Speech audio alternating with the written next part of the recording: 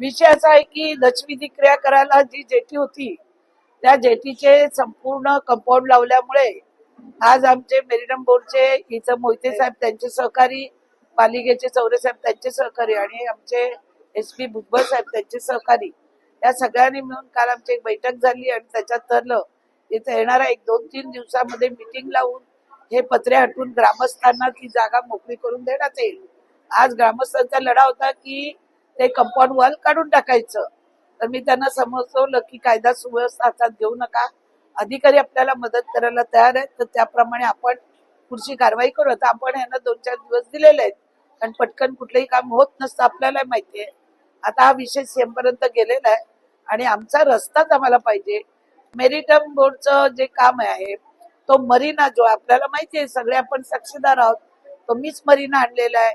इथल्या स्थानिक लोकांना, भूमिपुत्रांना रोजगार मिळावा, पर्यटन स्थळ व्हावं. 2 दिवस त्या बातम्या टाकतात, मग माझं नाव का टाकत नाही? आणला कोणी मरीना? मी आणला ना. 2014 पासून मी प्रयत्न केले तेव्हा तो मरीना आला. सिडकोकडनं 4 एकर जागा मी मिळवली म्हणून तुम्हाला आज 7 एकर जागा.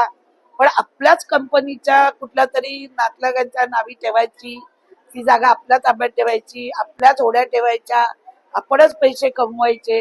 ही जी प्रथा इथे सुरू केली. तुमची गावं कुठे? तुम्ही राहायला कुठे? आमची गाव आहेत, आमचा समुद्र किनारा आहे, आमची लोक खडकावर दशविधी क्रिया करायचे.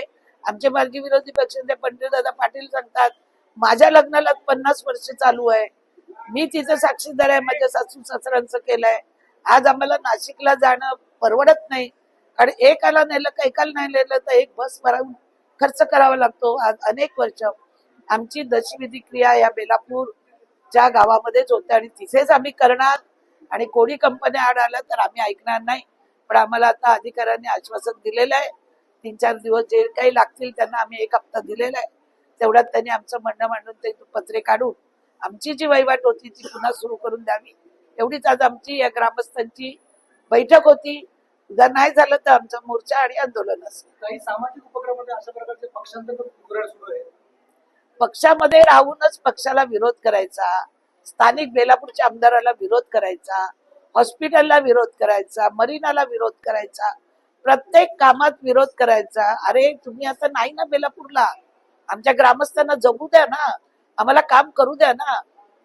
पण ते प्रत्येक वेळी बेलापूर मध्येच खो घालायचा हे ठरलेलं आहे आणि त्यांना सुद्धा आता आम्ही उत्तर दिल्याशिवाय राहणार नाही. तुम्ही काही आता बोलताना एक अत्यंत महत्वाचं विधान केले की गद्दारांना पाडा, तुम्ही पक्षाच्या कार्यकर्त्यांना पाडण्याचं आव्हान या ठिकाणी करता, एवढी खूप खिडकीपणा का? आमचं म्हणणं आहे ज्यांनी गद्दारी केलंय त्यांना त्यांचा घरचा रस्ता दाखवा. आम्ही काही चुकीचं बोललोय? गद्दारी केलं त्यांना रस्ता दाखवाच लागेल, त्यांना त्यांचं कळलं पाहिजे गद्दारीचं फळ काय असतं ते. काही 2 कामं महत्वाची आहेत, एक हॉस्पिटल आहे आणि त्याप्रमाणे हा मरिनेचा आहे. दोन्ही कामं काही रखडलेली आहेत अनेक दिवसांपासून. रखडलेले आहेत म्हणून तर त्याच्यावर आज आम्ही उपाययोजना म्हणून बैठक लावली. हो, लवकरच रावणाचा दर माझ्याच हाती होणार आहे. चला, थँक्यू. मोर्चाला तर